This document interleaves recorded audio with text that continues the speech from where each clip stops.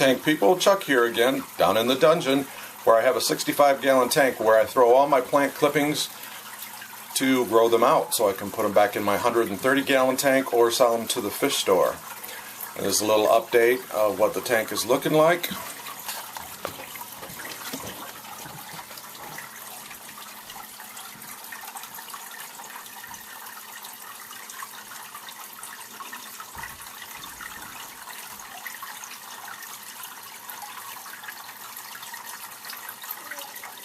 Kind of a jungle mode. I haven't paid for anything that's in this tank except the fish. All these plants are from clippings and starts from other plants upstairs. These plants were all supposed to go to the local fish store, local pet store, but I've got an itch and I think I need to scratch it.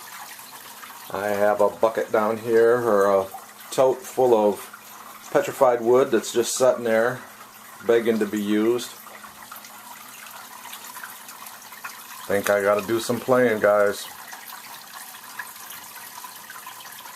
Need to trim some things up anyway. If I'm gonna get my hands wet, I might as well play. Be back in a minute and show you what I do. Okay, fish tank people, it's about 4 hours later and I am hot and tired, but I had fun playing. Check it out.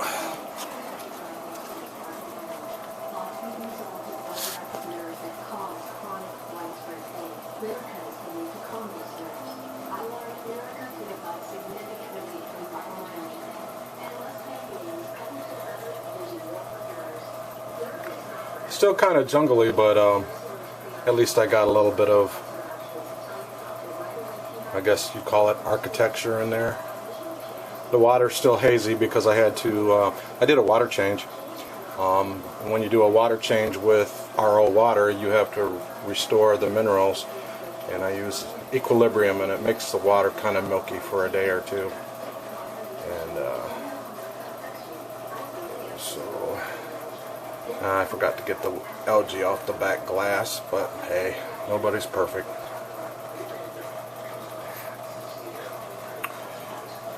If you're wondering what this contraption is right here, just a I have a DIY CO2 system, Coke bottle, 2-liter Coke bottle.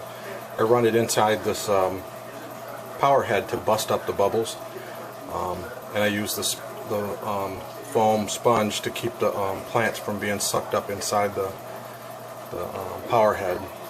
So I'm getting a filtration and CO2 in one. Getting my money's worth out of that electricity.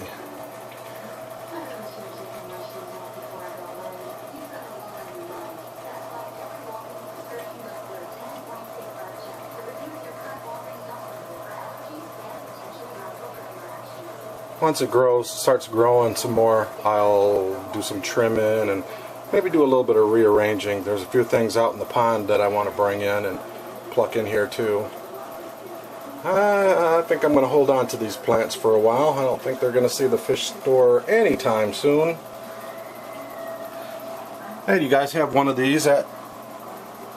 You need to have one. This is awesome to take and look through it, look at your plants and stuff through this. You get real up close to them. And I seen something really neat inside here. Well, I don't know if it's neat or not. Those of you that's familiar with saltwater tanks, it looks like a worm. It's attached to these Java ferns, and I've seen a couple of them. They look like a worm and then kind of like an umbrella with tentacles on the top. I don't know if that's a good thing or a bad thing, but you can only see them with the magnifying glass. They are super small, and I have bad eyesight, so it's hard for me to see them, but they're there. Anybody have any idea what that might be? Please comment below, let me know.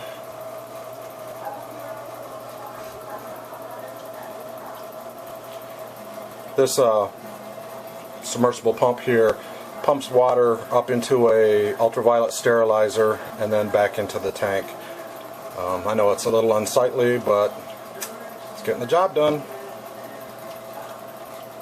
Once again, I paid for none of the plants in this tank. These are all cuttings and startings from the tank upstairs.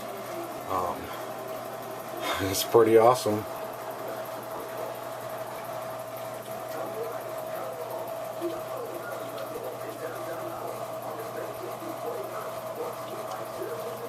Thanks for watching. Okay, this is a rough drawing of what I saw through the magnifying glass on that Java fern. Like I said, it kind of reminds me of a saltwater worm, and they have those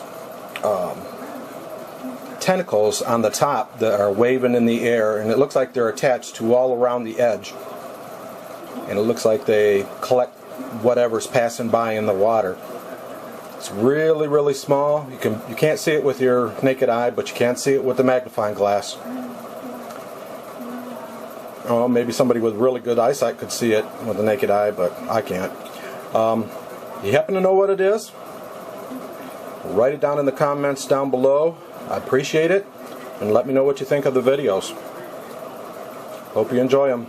You got comments, good or bad, leave them. Appreciate it. Later.